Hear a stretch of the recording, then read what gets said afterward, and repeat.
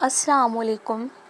جب انسان اپنے رب پر اس قدر بھروسہ کر لیتا ہے کہ اس ذات کے علاوہ کوئی بھی اس کی ضرورت پوری نہیں کر سکتا تو اللہ بھی اپنے بندے کو مایوس نہیں لوٹاتا، اس کی دعا ضرور قبول فرماتا ہے۔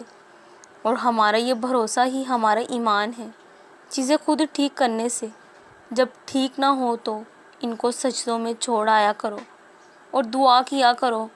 ہر چیز کا حل دعا ہی تو ہے۔ اللہ پاک جب مدد کرنے پر آ جائے تو ایسے سبب بنا دیتا ہے کہ نہ ہونا بھی ہونا ہو جاتا ہے۔ اللہ سے لگائی ہوئی امیدیں سکون دیتی ہیں۔ یہ تو اس کا کرم ہے کہ وہ ہماری امیدوں کو ہمارا یقین بنا دیتی ہے۔ کچھ ایسا کرنا ہے جو اس کو پسند آ جائے۔